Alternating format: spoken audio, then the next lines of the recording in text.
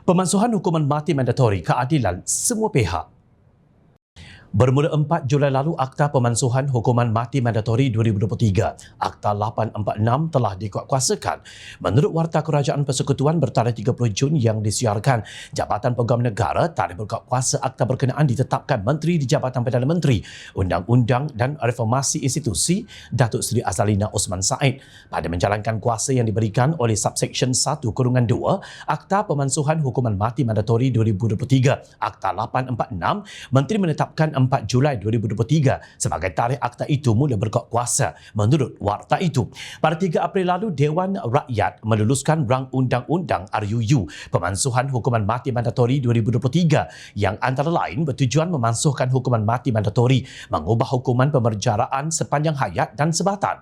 Melalui undang-undang itu, Mahkamah mempunyai budi bicara untuk menjatuhkan hukuman mati atau pemenjaraan bagi tempoh tidak kurang 30 tahun tetapi tidak melebihi 40 tahun. Dan sekiranya tidak dijatuhkan hukuman mati, hendaklah juga dihukum dengan sebatan tidak kurang 12 kali. Kebimbangan terhadap peningkatan jenayah susulan penguatkuasaan Akta Pemansuhan Hukuman Mati Mandatori 2023, Akta 846 dijamin tidak berlaku. Ia kerana Perdana Menteri Datuk Seri Anwar Ibrahim menjelaskan hukuman gantung di negara ini masih lagi wujud memandangkan kerajaan hanya memansuhkan hukuman mati mandatori.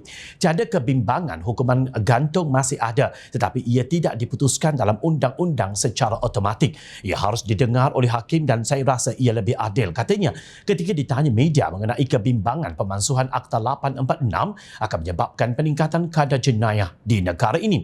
Timbalan Menteri di Jabatan Perdana Menteri Undang-Undang dan Reformasi Institusi Ram Kapal Singh Dipetik berkata, pemansuhan itu bertujuan menghormati hak setiap individu untuk hidup di Malaysia serta memastikan keadilan bagi semua pihak. Semalam Perdana Menteri menerima kunjungan hormat Timbalan Speaker Dewan Perwakilan Rakyat Filipina, Gloria Macapagal Arroyo di bangunan Parlimen.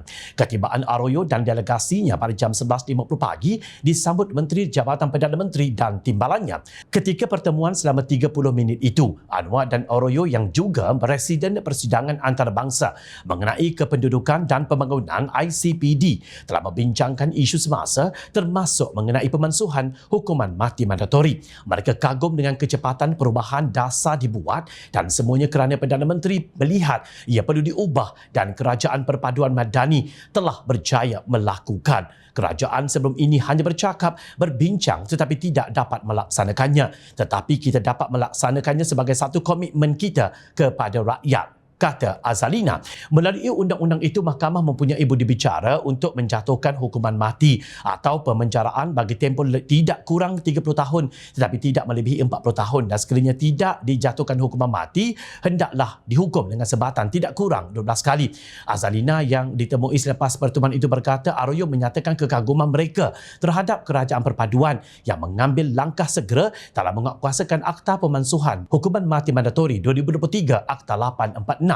Sesungguhnya, pemansuhan hukuman mati mandatori bertujuan menghormati hak setiap individu untuk hidup di Malaysia serta memastikan keadilan bagi semua pihak. Prinsip asas yang ingin diberi penekanan oleh kerajaan di sebalik setiap hukuman di Malaysia adalah pemulihan banduan agar mereka dapat kembali ke pangkuan masyarakat dan menjadi individu yang berkhidmat kepada keluarga, masyarakat dan negara setelah selesai menjalani hukuman. Tahniah Kerajaan Malaysia, usaha anda dihargai setiap lapisan masyarakat.